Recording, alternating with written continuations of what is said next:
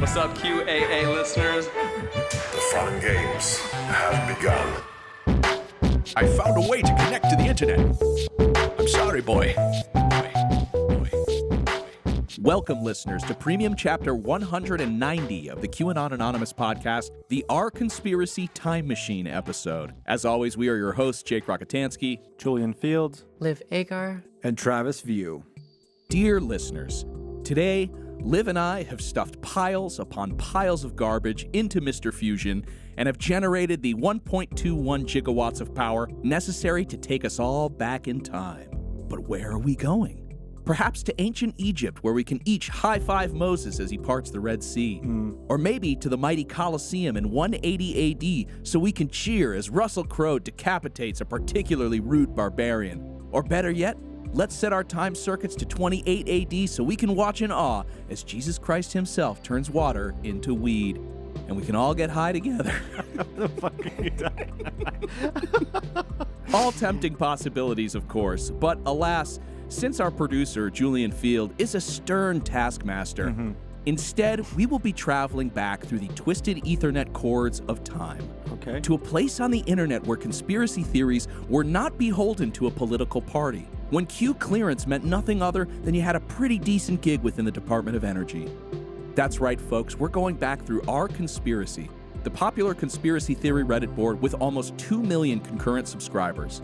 We'll be analyzing posts made during the board's humble beginnings in 2008 and tracking them all the way through to today. So customize your avatar, load up on Reddit Gold, and prepare to give Liv and myself as many downvotes as technology allows as we deep dive into the history of our conspiracy. I wanted to go to the October Revolution, but Yeah. Julian said no. So we decided to narrow our search into 4 distinct eras of the message board: post 9/11, pre-2016 election, the arrival of QAnon, and what kind of posts are being written in present time today. Now, the first archived page of Our Conspiracy dates all the way back to April 1st, 2008, over 14 years ago. The top posts are a healthy mix of 9/11 conspiracies as well as general theories about secret societies, such as Skull and Bones and the Illuminati. One post links to a now-dead YouTube video titled 9/11 Debunking for Dummies. The posts are overwhelmingly anti-imperialist, anti-intelligence agencies, and anti-corporate. There are even 2 posts warning readers about the dangers of mass surveillance via their cellular phones. One is a shared Wired article titled, quote, AT&T invents programming language for mass surveillance. And another post is titled, Final Total Proof that Cell Phones are Government Tracking Devices. The beginning of that post reads, From the Don't Ever Call Me Paranoid Again files, the Washington Post reported something remarkable. Quote, cell phone tracking powers on request. An article that plainly states that law enforcement and intelligence agencies routinely track U.S. citizens through their cell phone's GPS capability. Please remember that I'm not being alarmist. I personally accepted the fact I live in a total surveillance police state a while back. Rather than view that as a prison, I've decided to treat it like a stage. This is not a crisis. This is not a nightmare. This is just the world that you and I happen to live in.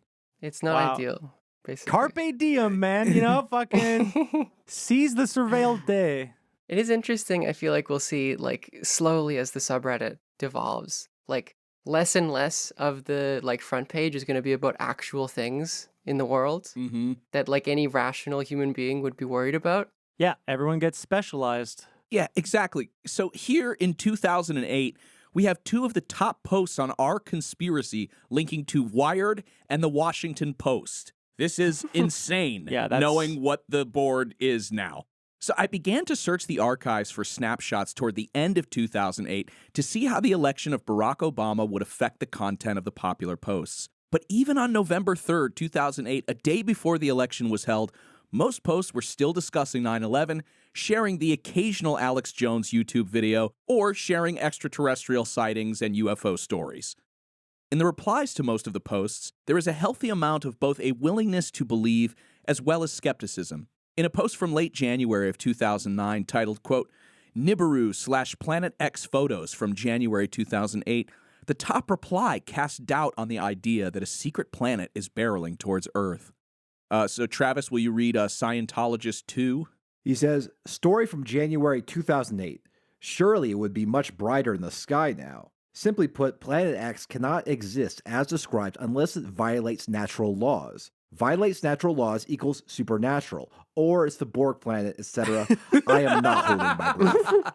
Or it's the Borg planet, etc. So listen, I'm a reasonable man. I can allow the possibility of a Borg planet, but otherwise, this is a ludicrous tale. You have been listening to a sample of a premium episode of QAnon Anonymous. We don't run any advertising on the show, and we'd like to keep it that way. For $5 a month, you'll get access to this episode, a new one each week, and our entire library of premium episodes. So head on over to patreon.com/QAnon Anonymous and subscribe. Thank you. Thanks. I love you. Jake loves you.